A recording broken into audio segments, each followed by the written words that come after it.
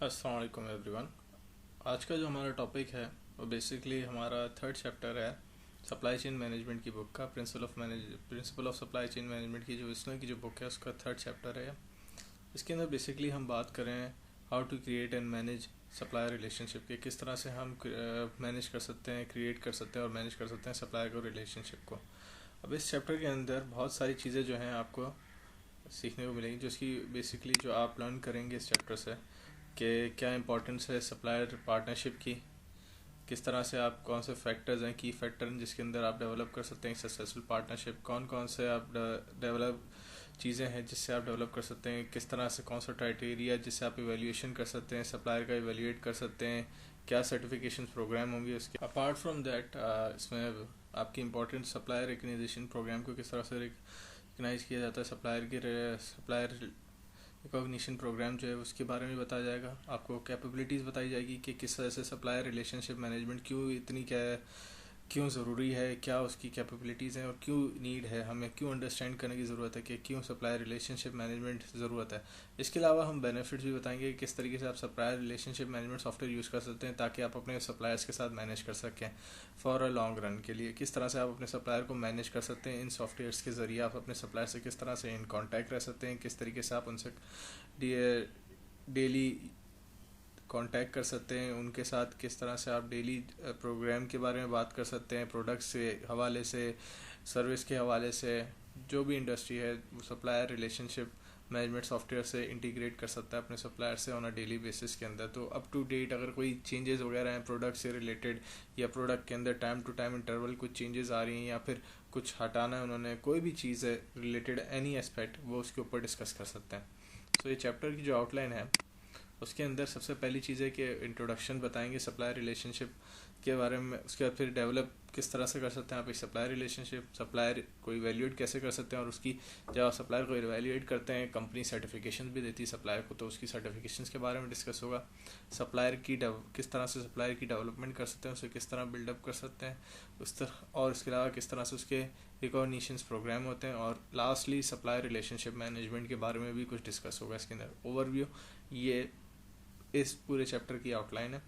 Start करते हैं कि कौन कौन मेजर फैक्टर्स किस तरह से होते हैं। अब इसमें मैं आपको पहले ही बता दूं कि कुछ सक्सेसफुल पार्टनरशिप के कुछ कीज़ होते हैं, कुछ एस्पेक्ट्स होते हैं, इसको फॉर्म में ले सकते हैं कि बहुत सारे इसके पॉइंट्स हैं, 10 to 11 पॉइंट्स हैं जिसके ज़रिए आप एक सक्सेसफुल पार्टनरशिप बिल्ड कर सकते हैं।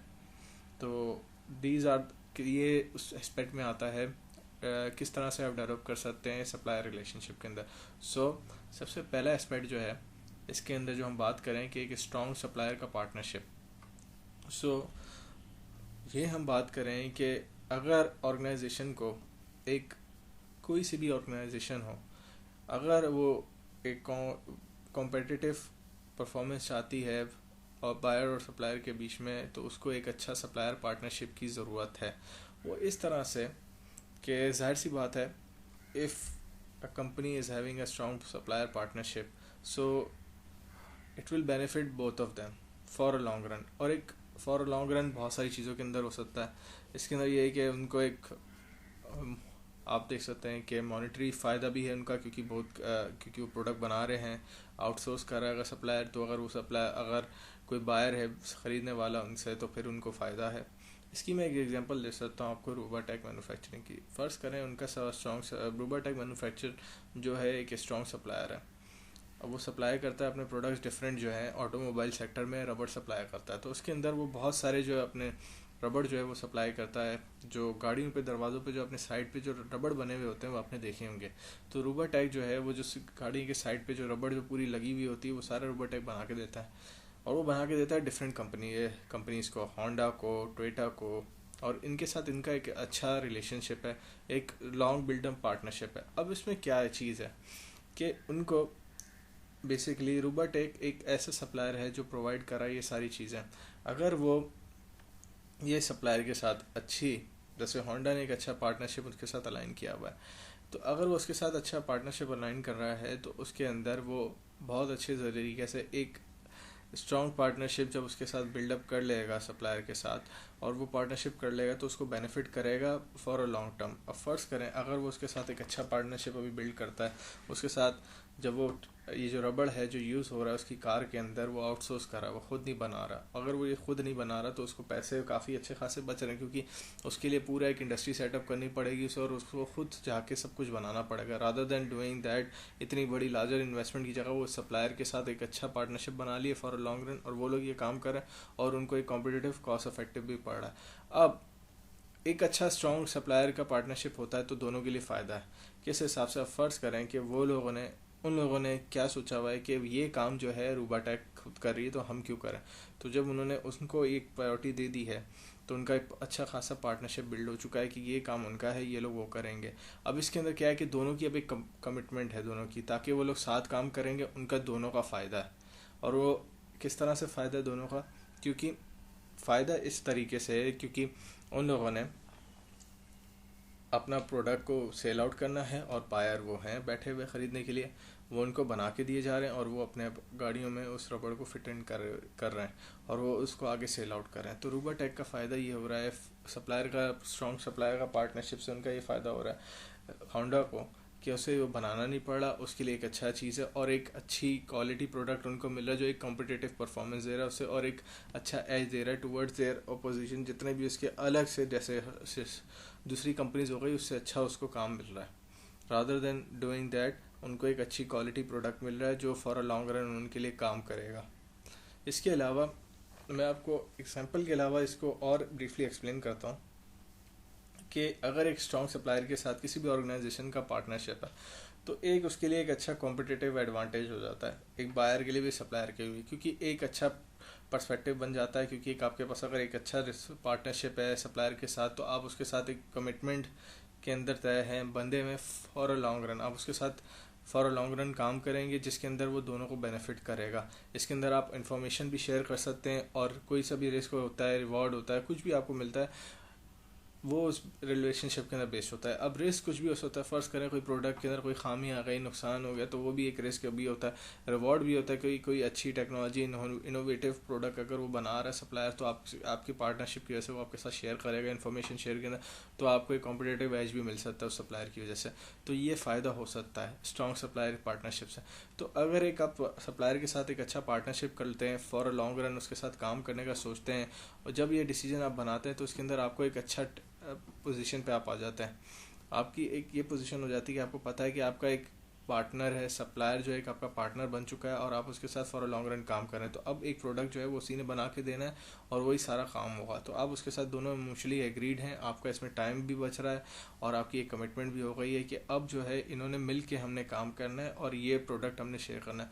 उसमें आप अपने प्रोडक्ट की डेवलपमेंट से लेके एट दी एंड सारा कुछ आप उससे शेयर कर रहे होते हैं, नॉलेज वगैरह, ताकि आप उसके साथ फॉर अ लॉन्ग रन काम कर सकें।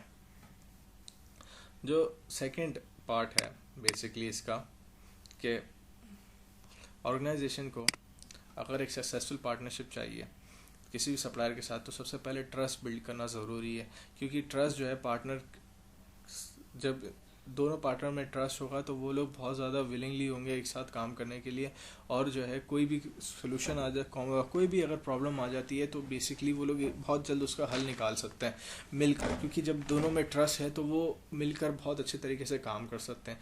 अगर किसी भी ऑर्गेनाइजेशन का आपस में ट्रस्ट नहीं है तो वो मिल के काम नहीं कर सकते। अगर पार्टनर्स बनना है किसी भी ऑर्गेनाइजेशन के अंदर, किसी भी सप्लायर या फिर बायर के बीच में अगर ट्रस्ट नहीं होगा तो वो कभी भी अच्छा खासा उनका पार्टनरशिप नहीं बिल्ड हो सकता। कोई भी ऑर्गेनाइजेशन हो उनका मेन जो है बिजनेस के अंदर ट्रस्ट होना लाजमी है। उनको इस चीज़ के ऊपर ट्रस्ट होना चाहिए कि जो आपका पार्टनर है वो कभी आपके कोई भी कॉन्फिडेंशियलिटी को भी नहीं ब्रेक करेगा, कोई भी आपके क्लॉज को नहीं ब्रेक करेगा और आपके साथ फॉर अ लॉन्ग रन काम करेगा और लॉन्ग टर्म बेनिफिट के लिए काम करेगा, दोनों के लिए फ़ायदा, विन विन पोजीशन के लिए काम करेगा और किसी भी चीज़ पे कॉम्प्रोमाइज़ नहीं करेगा, आपको हमेशा गाइड करेगा और आपके साथ जुड़ा रहेगा, आपके ऑपोजिशन के पास नहीं जाएगा, उसके साथ आपकी जो भी इंफॉर्मेशन है वो शेयर नहीं करेगा। तो ये ट्रस्ट होना बहुत ज़रूरी है। तो ट्रस्ट जब पार्टनर के दोनों के दरमियान होता है तो वो साथ काम करने के लिए उनकी जो चाहत होती है और बढ़ जाती है। और फिर उसके बाद कोई भी अगर कोई प्रॉब्लम अराइज होती है इन बिटवीन, कोई भी टूवर्ड्स अ प्रोडक्ट या सर्विस से रिलेटेड, तो वो आराम से मिलकर सोल्यूशन निकाल सकते हैं और इनको ये बेनिफिट करती फॉर अ लॉन्ग टर्म। ताकि ये लोग सिर्फ अगर एक किसी भी इंसान का बीच में ट्रस्ट होता है इंडिविजुअली भी देखें तो वो उसके लिए आगे भी बेनिफिट देता है और ये सिर्फ शॉर्ट टर्म के लिए नहीं होता, ये एक लॉन्ग टर्म के लिए भी बेनिफिट देता है। अब थर्ड पॉइंट जो है, एक सक्सेसफुल पार्टनरशिप के अंदर के शेयर्ड विजन एंड ऑब्जेक्टिव्स होना चाहिए। बोथ पार्टीज जो हैं वो शेयर करें एक सेम विजन और objective that are not only clear but mutually agreeable.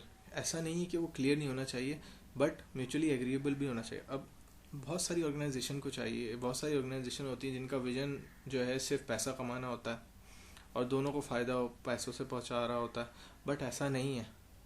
दोनों ऑर्गेनाइजेशन का जब तक विज़न एंड ऑब्जेक्टिव क्लियर नहीं होगा कि दोनों का मोटिव ऑर्गेनाइजेशन की सक्सेस पे नहीं होगा, तो वो क्या कभी भी आगे फोकस नहीं कर सकते for a longer path, for a longer run. तो ऑर्गेनाइजेशन जो भी एसोसिएटेड है पार्टनरशिप के अंदर अपने सप्लायर के साथ, तो उसको एक फॉर अ लॉन्ग रन के लिए ये दोनों कंपनीज को एक सेम विजन और ऑब्जेक्टिव्स के ऊपर काम करना चाहिए और उस पर एग्री करें कि वो फोकस करेंगे, आगे उसे लेके जाएंगे और उसे अच्छा पाथवे लेंगे ताकि वो उनकी कंपनी के लिए सक्सेसफुल हो जाए।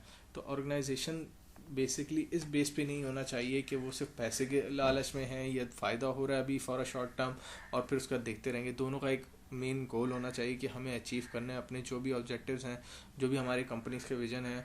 दूसरे पार्टनर को भी उसको एक्सेप्ट करना पड़ेगा, उसके ऊपर भी एग्री होना पड़ेगा कि जो कंपनी का विजन और ऑब्जेक्टिव से फुलफिल करके आगे उसे सक्सेस की तरफ लेके जाए, तब जाके एक अच्छा पार्टनरशिप बन सकता है, अच्छा एक प्रोसेस उनका बन सकता है जिसके ज़रिए वो आगे फॉर अ लॉन्ग रन काम कर सकते हैं। फोर्थ पॉइंट है एक पर्सनल रिलेशनशिप। अब we all know it is people who communicate and makes things happen. So you know there are people in organization, I would say, कि जो main they are the representative of the company. So personal relationship जो है लोगों से आती है। जब organisation communicate करती है तो सपोज एक ऑर्गेनाइजेशन रिप्रेजेंटेटिव है, so he is representing the organization, so personal relationship वहाँ पे बेस करती है। तो लाजमी नहीं है इसका जो पर्सनल रिलेशनशिप की जो बेस बनती है वो लाजमी नहीं है कि एक ऑर्गेनाइजेशन जो है दूसरी ऑर्गेनाइजेशन के साथ जुड़ी हुई है तो वो म्यूचुअली जुड़ी हुई है। इसके अंदर लोग, ऑर्गेनाइजेशन आपस में नहीं जुड़ता है, लोग जुड़ता है। तो लोगों का आपस में कम्युनिकेशन अच्छा ज़रूरी है। तो जो ऑर्गेनाइजेशन का जो पीपल हैं जो ऑर्गेनाइजेशन में काम कर रहे हैं, जो रिप्रेजेंटेटिव है ऑर्गेनाइजेशन, वो कंपनी को रिप्रेजेंट करता है, he is representing his own company. So आपस में अगर वो सप्लायर का जो ऑर्गेनाइजेशन के जो रिप्रेजेंटेटिव हैं और जो कंपनी के ऑर्गेनाइजेशन रिप्रेजेंटेटिव हैं, they are both of them representing their own company. So in order to do that, in order to make things happen, so दोनों का आपस में कम्युनिकेशन अच्छा होना चाहिए, उनका आपस में रिलेशनशिप अच्छा होना चाहिए फॉर अ लॉन्ग रन। अगर उन दोनों का आपस में अच्छा रिलेशनशिप है और अच्छा कम्युनिकेशन है तो अच्छा खासा बेनिफिट देगा ऑर्गेनाइजेशन के लिए। और उनके पर्सनल रिलेशनशिप अगर ग्रोथ करता है तो अच्छा खासा वो अगर कम्युनिकेट कर रहे हैं और हर एक चीज़ को फॉर्मली एग्जीक्यूट कर रहे हैं तो ऑर्गेनाइजेशन के सक्सेसफुल भी होगा और एक पार्टनरशिप के लिए भी बहुत ज़्यादा सक्सेसफुल होगा। अब जो दूसरा पॉइंट है इसके अलावा कि म्यूचुअल बेनिफिट एंड नीड। अब पार्टनरशिप जो है वो रिजल्ट करता है एक विन विन सिचुएशन के अंदर, हमेशा ऐसा होता है, but it can only be achieve if both companies have compatible needs. अब कंपैटिबल नीड्स होनी चाहिए ऑर्गेनाइजेशन की। ऐसा नहीं है कि ऑर्गेनाइजेशन की जो बेनिफिट्स एंड नीड है दोनों की कंपैटिबिलिटी होनी चाहिए, दोनों को एक ऐसे सेम पेज पे होना चाहिए कि दोनों को फ़ायदा होना चाहिए। अगर दोनों का फ़ायदा नहीं हो रहा तो इसका मतलब है कि ऑर्गेनाइजेशन सही से काम नहीं कर पाएगी, क्योंकि एक अलायंस जो है एक शादी की तरह होती है। अगर एक पार्टी सेटिस्फाई है और दूसरी नहीं है तो शादी भी लास्ट लॉन्ग नहीं कर सकती। इसी तरह एक ऑर्गेनाइजेशन की जो नीड्स और बेनिफिट है दोनों को बेनिफिट करे, दोनों की नीड्स को फुलफिल करे। अगर एक ऑर्गेनाइजेशन की benefit, suppose just for giving an example, suppose अगर एक ऑर्गेनाइजेशन को बेनिफिट मिल रहा है कि उनका प्रोडक्ट बन रहा है, मार्केट में सेल आउट हो रहा है और उनकी कंपनी का ब्रांड इमेज बन रहा है, तो दूसरे की नीड पैसा है तो उसके पैसे को फुलफिल होना चाहिए, उसे इतना पैसा मिलना चाहिए कि वो उसे फुलफिल कर रहा है। या उसके टारगेट है कि उसकी क्वांटिटी बिके और उसका प्रोडक्ट जो है ज़्यादा से ज़्यादा बिके और वो अपना सेल्स ग्रोथ को बढ़ाए, तो उसकी नीड को फुलफिल होना चाहिए। तो एनी हाउ दोनों को म्यूचुअली बेनिफिट होना चाहिए, दोनों ऑर्गेनाइजेशन का आपस में फ़ायदा होना चाहिए और उनकी जो ज़रूरत है उसको फुलफिल होना चाहिए। जब तक वो चीज़ नहीं होगी तो ऑर्गेनाइजेशन आगे से काम नहीं कर पाएगी और रिलेशनशिप अच्छा बिल्ड नहीं हो सकता, क्योंकि दोनों को जब तक फ़ायदा नहीं होगा एक अच्छा पार्टनरशिप नहीं बिल्ड हो सकता। दोनों का अगर गेन नहीं है और एक का प्रॉफिट है दूसरे का लॉस है तो ऐसे कभी भी पार्टनरशिप नहीं बिल्ड हो सकती। So there should be a mutual benefit and needs as well. So now we move on to the next point. So there should be a commitment and top management support. So if an organization is thinking about having a key successful partnership with their supplier, so the next thing they should be worried about, that there should be a commitment and top management support as well. So how can we do that? Simple, एक top management की commitment, एक start, कोई भी commitment जो start होती है एक highest management के लेवल पे होती है. पार्टनरशिप जो है सक्सेसफुल तब हो सकती है कि अगर टॉप एग्जीक्यूटिव जो है एक्टिवली सपोर्ट करे पार्टनरशिप को. इसका मतलब ये नहीं है कि अगर लोअर मैनेजमेंट या मैनेजर्स के साथ ही आपका कम्युनिकेशन है, आपका कमिटमेंट उनके साथ है और आपकी डीलिंग बेसिकली डीलिंग उनके साथ ये डेली बेसिस के अंदर, तो आप उनको ही एज अ प्रायोरिटी देंगे, ऐसा कुछ भी नहीं है. ऑर्गेनाइजेशन के लिए हमेशा ये इंपॉर्टेंट होती है, कोई सी भी ऑर्गेनाइजेशन हो तो अगर एक पार्टनरशिप बिल्ड होती है तो एक टॉप मैनेजमेंट का सपोर्ट होना लाजमी है. टॉप मैनेजमेंट का सपोर्ट इस तरह से होना चाहिए कि अगर कोई प्रॉब्लम आती है या कोई बग्स आते हैं या कोई भी फ्लॉज आते हैं बीच में, तो टॉप मैनेजमेंट हैंडल करे, क्योंकि बहुत सारी चीज़ें हो सकती हैं ऑर्गेनाइजेशन के अंदर. सप्लायर्स के साथ अगर कोई सप्लायर की आपस में कोई बहस हो जाए किसी भी ऑर्गेनाइजेशन के बंदे से, या फिर कोई भी इशू अराइज हो जाए टूवर्ड्स प्रोडक्ट और service, there can be many obstacles. So organisation को पहले ये सोचना चाहिए, कोई सी भी ऑर्गेनाइजेशन को चलना चाहिए कि एक कमिटमेंट जो है कोई भी ऑर्गेनाइजेशन की एक हाईएस्ट मैनेजमेंट लेवल से होनी चाहिए. सपोज अ कंपनी का सीईओ है, तो अगर टॉप मैनेजमेंट का जो हेड है वो सीईओ है तो उसकी कमिटमेंट बहुत नीड है. तो अगर सीईओ का कमिटमेंट नहीं है पार्टनरशिप के अंदर और वो कमिटमेंट नहीं है टुवर्ड द पार्टनरशिप, तो वो सक्सेसफुल नहीं हो सकती. अगर सीईओ जो है वो 100% अपना एफर्ट नहीं दे रहा उस पार्टनरशिप पे और नहीं चाह रहा, वो सपोर्ट नहीं कर रहा उसे एक्टिवली, तो वो पार्टनरशिप एक ना एक दिन ब्रेक हो जाएगी. क्यों? क्योंकि सीईओ नहीं चाहता था फॉर अ लॉन्ग रन ये पार्टनरशिप रहे. तो एक टॉप मैनेजमेंट की कमिटमेंट होना बहुत ज़्यादा नीड होती है. एक टॉप मैनेजमेंट की अगर कमिटमेंट हो, सो कमिटमेंट जो है अपर एंड से आनी ज़रूरी है. तो लाजमी है कि सीईओ को चाहिए कि एक अच्छा सपोर्टिव पार्टनरशिप दे, ताकि अगर कोई भी आगे बग्स या कोई भी फ्लॉज आते हैं पार्टनरशिप के अंदर तो वो हेल्प आउट करे, वो सपोर्टेड है. कोई भी इशू या प्रॉब्लम अराइज होती है तो वो उस प्रॉब्लम को हैंडल करे, केटर करे अपने एंड से और उसे सही तरीके से हैंडल आउट करे, और फॉर अ लॉन्ग रन जो है सप्लायर के साथ एक अच्छा रिलेशनशिप बिल्ड कर सकता है वो. Apart from that, change management. So mostly people think about के कंपनीज जो है उनको प्रिपेयर होना चाहिए चेंज के लिए, क्योंकि एक नए पार्टनरशिप कोई भी आएगी तो वो चेंज ज़रूर लाएगी. पूरा स्टैटिस्टिकली ऑर्गेनाइजेशन के अंदर एक चेंज आएगा, क्योंकि लोगों का नज़रिया टुवर्ड्स द प्रोडक्ट और service it will be change. कि अगर आप कोई प्रोडक्ट आउटसोर्स कर रहे हैं तो आज ऐसी आता है और एक चीज़ चेंज हो जाएगी, तो लोगों को चेंज होने की ज़रूरत है टाइम टू टाइम. तो कंपनी को प्रिपेयर करना पड़ता है कि चेंजेस जो है जब कोई सा भी नए पार्टनरशिप से अलाइन होती है तो चेंज तो आती है. अब फर्ज करें बहुत सारी कंपनीज का मर्जर एंड एक्विजिशन होता है, तो जब मर्ज होता है कंपनीज का एक दूसरे से तो वो चेंज आ जाता है, क्योंकि दूसरी कंपनीज के स्टाफ जो है उस कंपनी में आ जाते हैं और फिर चेंजेस आ जाती हैं राइज, और फिर टॉप लेवल जब चेंज हो जाता है तो पूरी चेंज मैनेजमेंट हो जाती है, पूरा हायरार्की चेंज हो चुकी होती है. तो चेंजेस आती रहती हैं फॉर अ टाइमिंग, या फिर कोई एक नया टेक्नोलॉजी की इम्प्लीमेंटेशन हो जाए या इनोवेशन हो जाए, न्यू टेक्नोलॉजी एडवांसमेंट हो जाए, तो उससे भी चेंज आनी शुरू हो जाती है. तो चेंज इज़ इनएविटेबल, ये आती रहेगी. So for a long run change तो बहुत ज़रूरी है. तो ऑर्गेनाइजेशन के अंदर कंपनीज को चाहिए कि वो पहले से प्रिपेयर रहें कि चेंज जो है जब भी कोई नया पार्टनरशिप करेंगे तो वो चेंज आएगी, तो वो अपने एम्प्लॉयज़ को इस तरह से इंगेज करें कि वो एक्सेप्ट कर सकें उस चेंज को. इस तरह से एम्प्लॉय को मैनेज करके रखें, नॉट, और उनके साथ रहें, उनको मैनेज करें एम्प्लॉयज़ को जो बेसिकली उस पार्टनरशिप से अफेक्ट होने वाला है. नॉट ऑल, लाइक अगर आप सप्लायर के साथ रिलेशनशिप कर रहे हैं और सप्लायर के साथ मैंने इतना बड़ा टाई अप कर रहे हैं, तो ऐसी बात है जो एसोसिएटेड हैं टूवर्ड्स द रिलेशनशिप, उनको ही सिर्फ चेंज की ज़रूरत है. तो उनको पहले से प्रिपेयर करें कि वो उस चेंज को एक्सेप्ट करें और एक अच्छा पार्टनरशिप बिल्ड कर सकें for a long run. So change के बारे में भी आपको बताना ज़रूरी है ऑर्गेनाइजेशन के की एम्प्लॉयज़ को, और उनको एक्सेप्ट कराना भी ज़रूरी है कि चेंज बहुत ज़रूरी है. और आपको पार्टनरशिप के भी एस्पेक्ट को देखना है, उनकी भी चीज़ों को देखना है. अगर वो कोई चीज़ के बारे में आपको कह रहे हैं तो आपने उनको भी देखना है, उनको भी केटर करना है. So you have to make sure कि एम्प्लॉयज़ जो हैं ऑर्गेनाइजेशन के वो भी चेंज को एक्सेप्ट कर सकें. So move on to the next slide के information sharing and lines of communication. So ये जो एक पार्ट है बहुत ही इंपॉर्टेंट पार्ट है. सो एक इसके अंदर बेसिकली आपको चीज़ें नहीं लिखी हुई स्लाइड्स के अंदर, मैं आपको ब्रीफली बता देता हूँ। एक नॉन डिस्क्लोजर एग्रीमेंट होता है, you can write it somewhere, कि एक नॉन डिस्क्लोजर एग्रीमेंट होता है। नॉन डिस्क्लोजर एग्रीमेंट जो होता है वो सप्लायर जो है, कोई मतलब कोई सी, sorry not about the supplier, कोई सी भी कंपनी जो है जब किसी भी ऑर्गेनाइजेशन के साथ टाई अप करती है या कोई सप्लायर के साथ सक्सेसफुल रिलेशनशिप करती है या कोई भी कॉन्ट्रैक्ट साइन करती है, तो एक नॉन डिस्क्लोजर एग्रीमेंट होता है। वो नॉन डिस्क्लोजर एग्रीमेंट अभी से नहीं, फॉर अ लॉन्ग रन से चलता हुआ आ रहा है।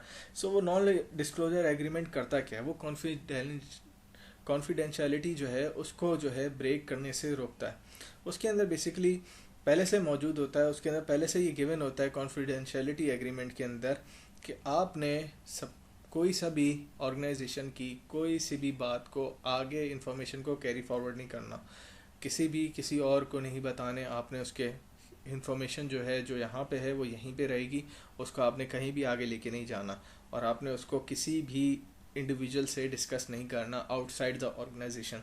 सो एक ये नॉन डिस्क्लोजर एग्रीमेंट होता है ताकि किसी भी उनके कॉम्पिटिटर्स को ना पता चल सके, even they are having the similar supplier, but ये नॉन डिस्क्लोजर एग्रीमेंट जो है उसको बाउंड करता है कि वो किसी भी अपनी इन्फॉर्मेशन को जो एक कंपनी के अंदर जो इन्फॉर्मेशन है वो बी कंपनी को ना बताए।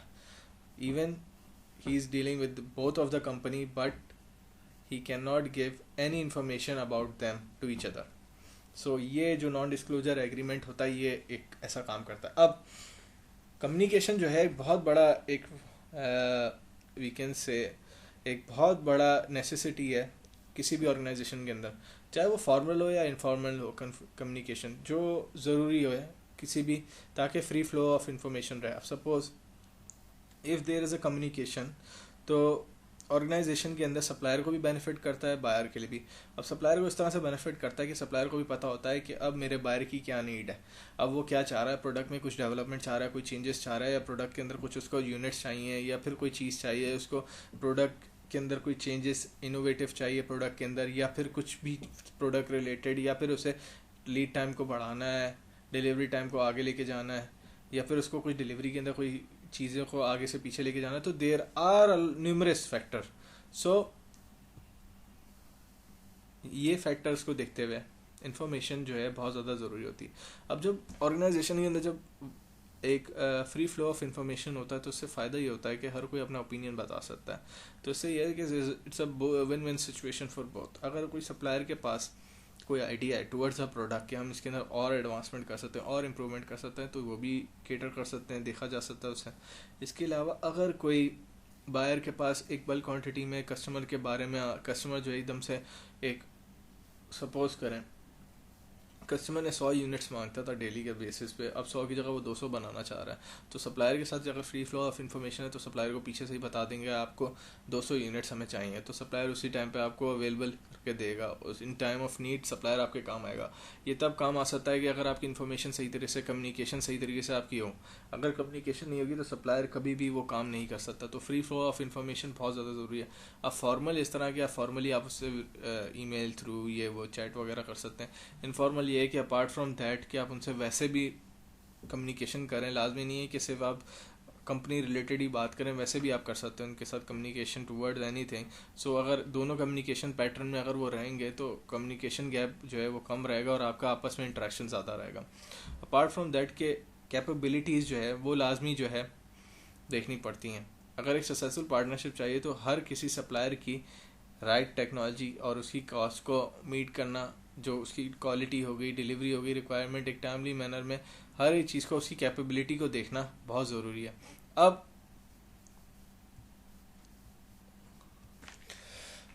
सो we are talking about the capabilities. अगर हम कैपेबिलिटीज़ की बात करते हैं तो बहुत सारे सप्लायर होते हैं जिनके पास एक राइट टेक्नोलॉजी होती है और वो कैपेबिलिटीज़ होती है उनके पास कि वो अच्छी खासी वो कॉस्ट को भी, क्वालिटी, डिलीवरी, रिक्वायरमेंट को एक टाइमली मैनर के अंदर देख सकें।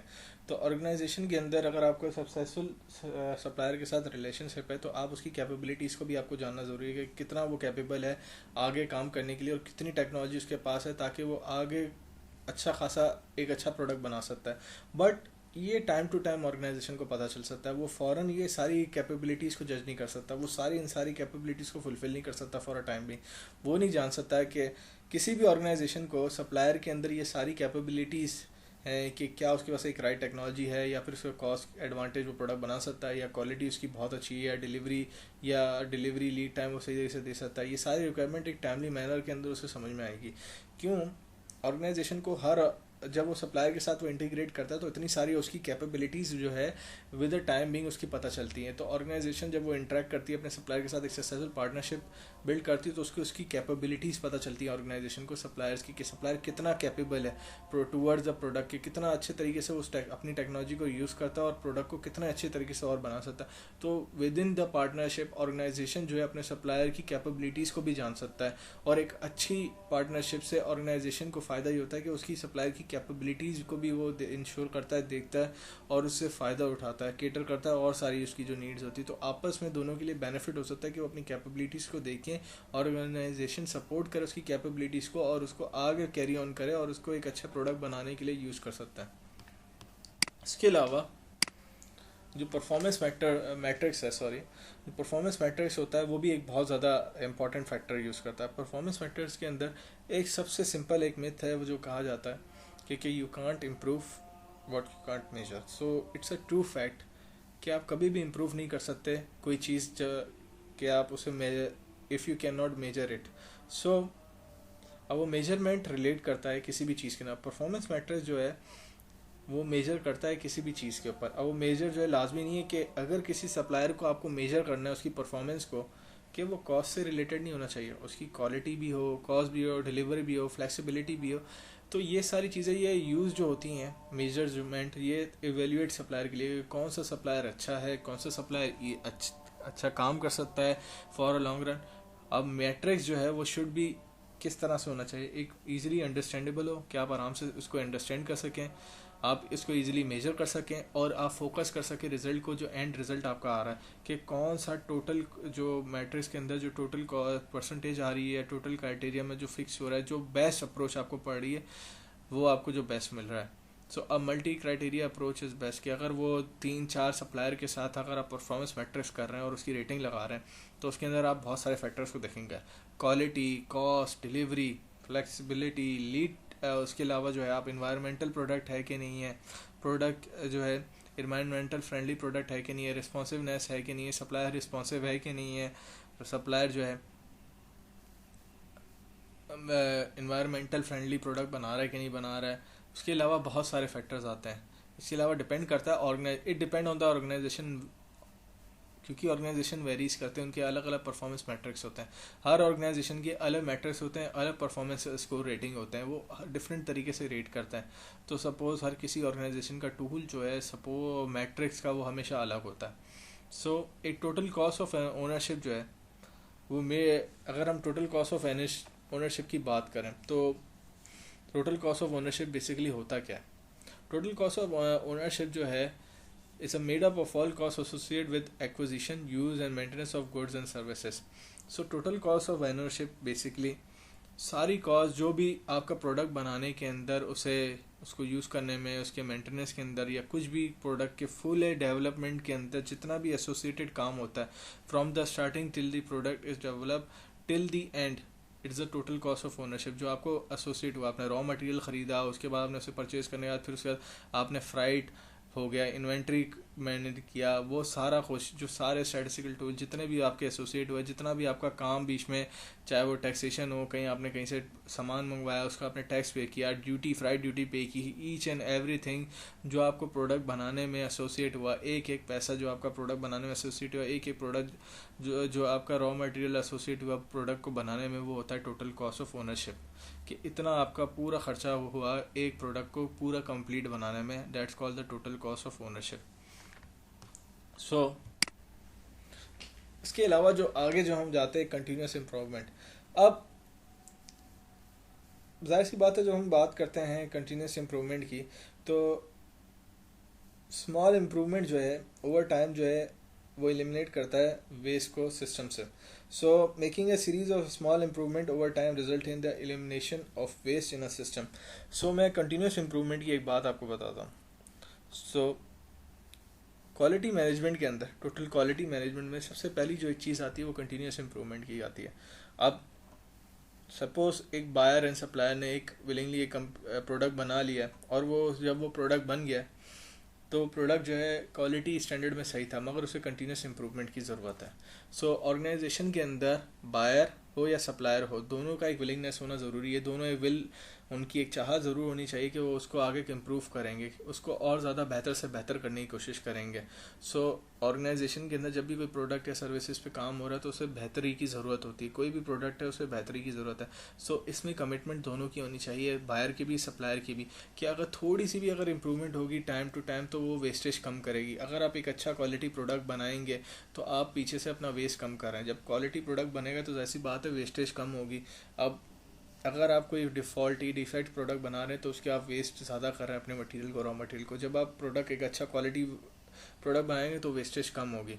सो इस तरह से अगर आप इसको अच्छी तरीके से इम्प्रूव करते जाएंगे, उसकी कोई भी सप्लाई उसकी कैपेबिलिटीज़ के अंदर, तो आप कस्टमर की रिक्वायरमेंट को देख सकते हैं और अपनी cost, quality, delivery and technology को बाहर इम्प्रूव कर सकते हैं। एक तो आपने देखना है कि कस्टमर की रिक्वायरमेंट को भी फुलफ़िल कर सकें, किस तरह से रिक्वायरमेंट कॉस्ट से रिलेटेड हो, क्वालिटी या डिलीवरी एंड टेक्नोलॉजी, वो सारे कस्टमर की जो जो जिससे कस्टमर सेटिस्फाई हो सकता है, कस्टमर आगे फुलफिल कर सकता है कस्टमर की नीड को, उन सबको आपको देख के उसको अच्छा खासा इंप्रूव चाहिए।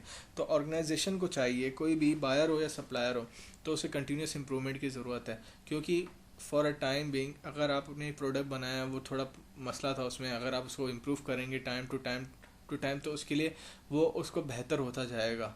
और आपका जो पीछे जो वेस्टेज है, एक तो इस कंटिन्यूस इंप्रूवमेंट से फ़ायदा ये होता है कि जब आप क्वालिटी इंप्रूव कर लेते हैं तो आपकी कॉस्ट वैसे ऑटोमेटिकली कम हो जाती है। जब आप वेस्टेज कम करते हैं और एलिमिनेट करते हैं वेस्ट को, जब आप क्वालिटी प्रोडक्ट कम बनाते हैं और डिफेक्ट ज़्यादा नहीं होते तो फिर जाहिर सी बात है आपकी जो डिफेक्ट्स कम हो रहे होते हैं, जो पैसा एसोसिएट होता है वो फिर उसके बाद वो पैसा हायर हो जाता है और आपकी परचेज प्राइस पे आ जाता है, जो कॉस्ट प्राइस हो जाती है अब आपकी।